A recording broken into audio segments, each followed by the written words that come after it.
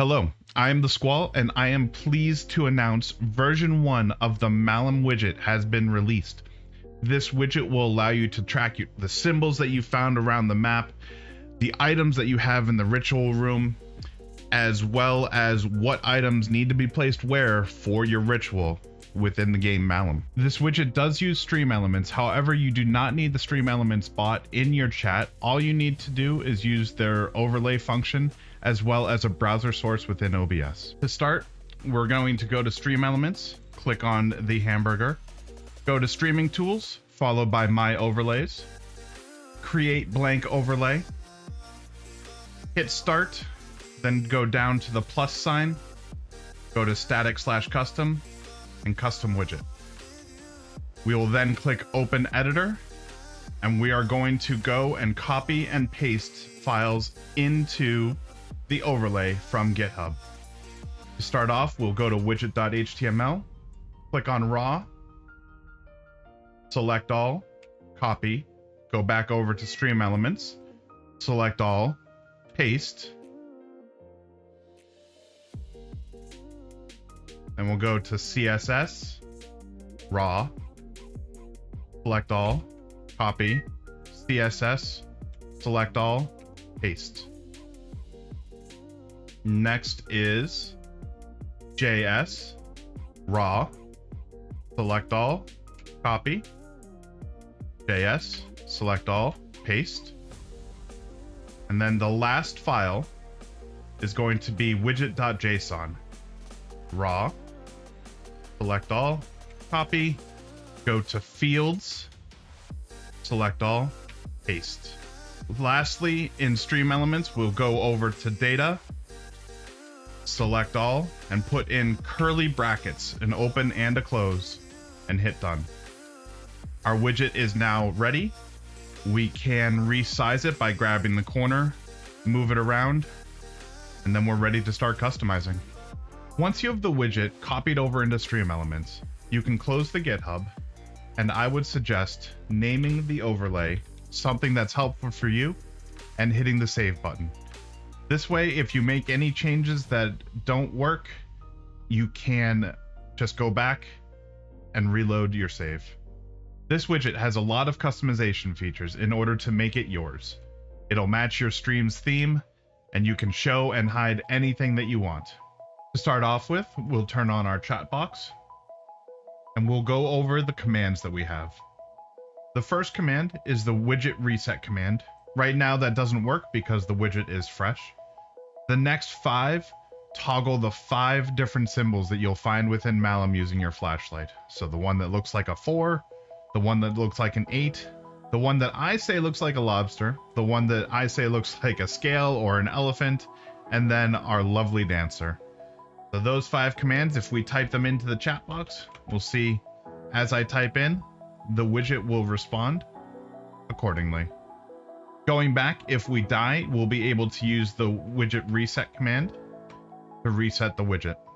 The following 6 commands are for the 6 different items that you can find around the maps. We have the book, our crystal, egg, gold, potion, and skull. And similarly to the symbols, we type those in, it'll highlight. And again, we'll reset. The next commands are for our counters. These counters can be used for anything that you want. Typically, they'll be used for wins or losses, but you can name them to whatever you want. In order to name them, you can either use the customization features of the widget, or you can type in set counter 1 or set counter 2 and put in a name. And you can see that it updates. If I need to set a counter number, we can set it to whatever we want. And then if I want it to increment up or down, we can do that as needed. That works for both counters 1 and counters 2. After the commands comes the fun options. We'll start with the widget options first. We can change our background color. You can use RGB, you can use hex codes, you can click on the little circle and it'll pop up as needed. We'll leave this as it is actually, but you can change it as needed. I'll actually make it a little bit darker. And you can see every single time that the widget updates due to a configuration change, it does reset. So the victories came back instead of saying hello. We can change our font if we want. We'll change it to Rambia, why not? And then there is a section to allow VIPs to use any of our commands. Currently and defaulted, it is set to no. However, you can select yes if you would like. Next up comes the title. That's currently saying Malum Ritual Tracker. I can change that if I want, and I can say the Squall. We can change the color to any color we want. We'll select red for this. And you can also change the size. We're gonna make this nice and big. If I decide I don't want to title, we can go to display title and shut that off or turn it back on. Next up is our symbols, which are the 5 symbols that we'll find around the Malum map. We can display or hide them if we so choose.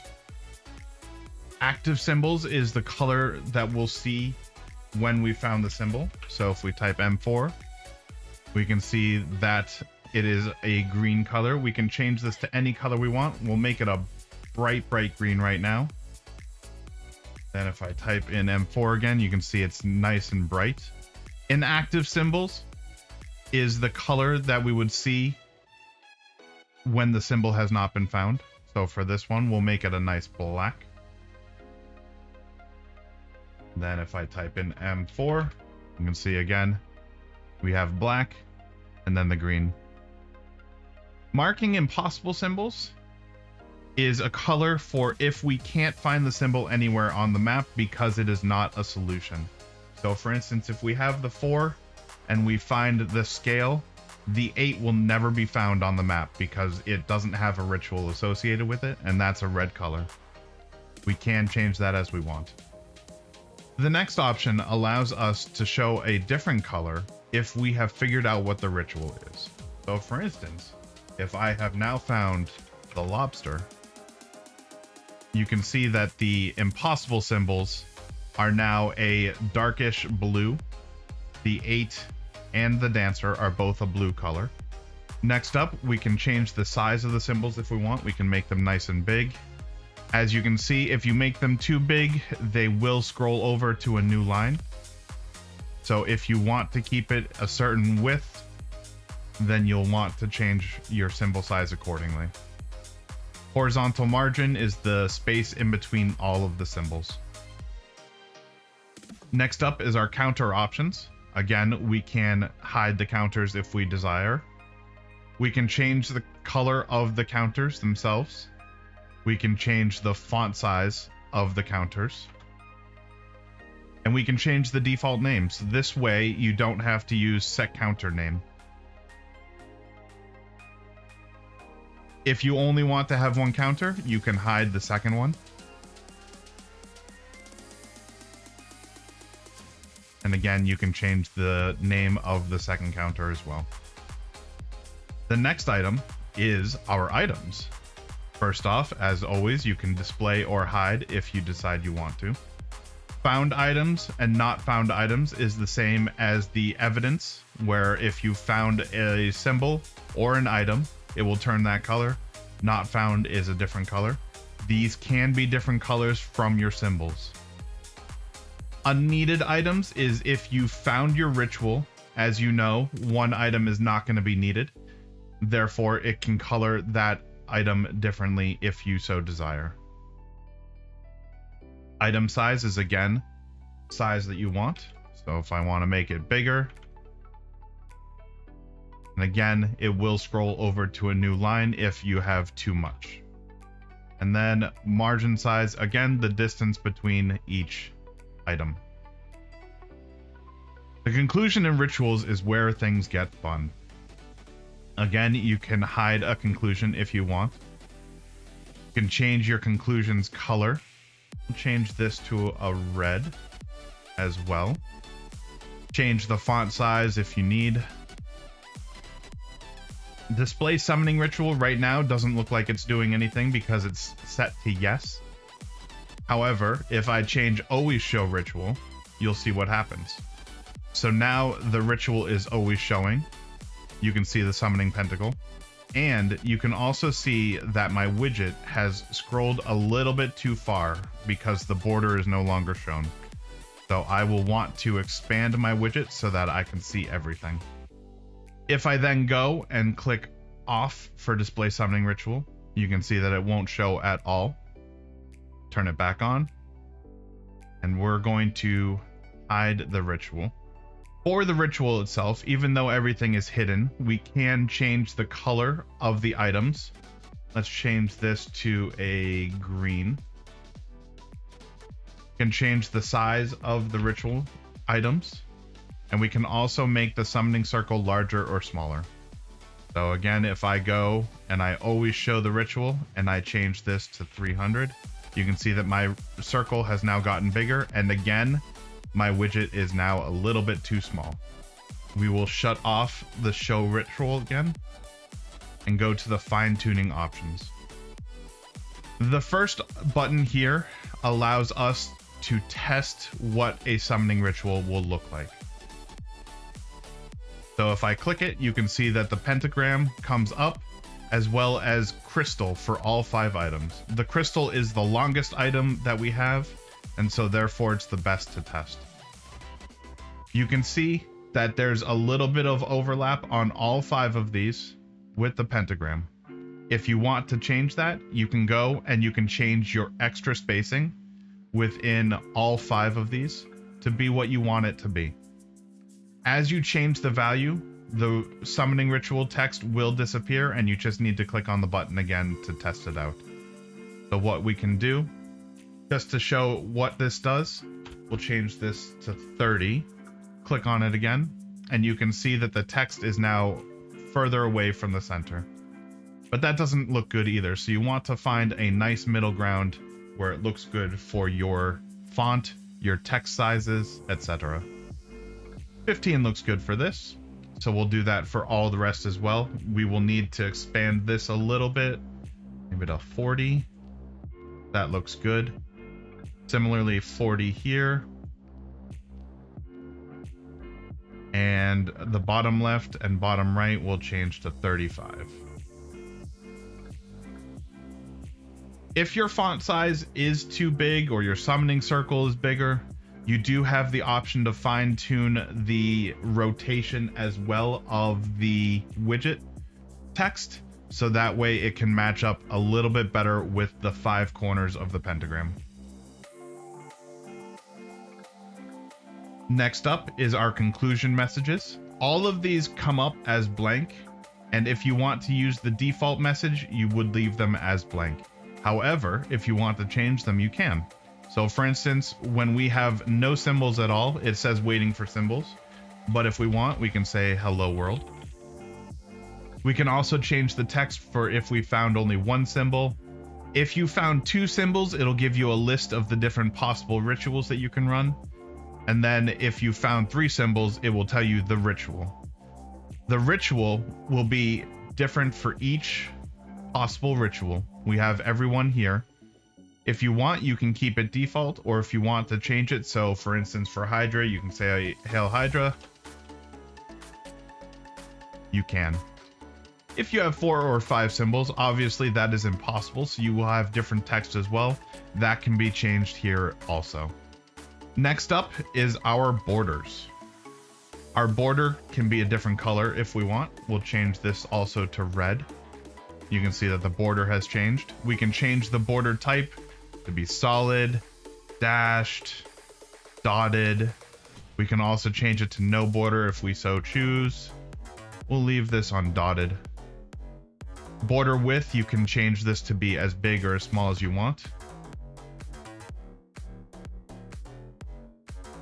We'll make it a little bit bigger.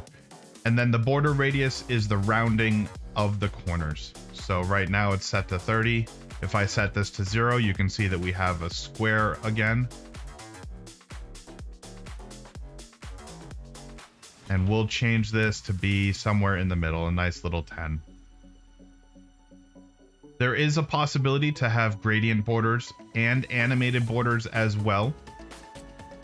If you want an animated border, you can select yes for this. If you do not want an animated border, you can select no. If you want gradient, obviously select yes. And you can see that that shows different colors. We can see the white on the bottom, the pink on the top, and we're going to change this middle one to be a little bit more prominent.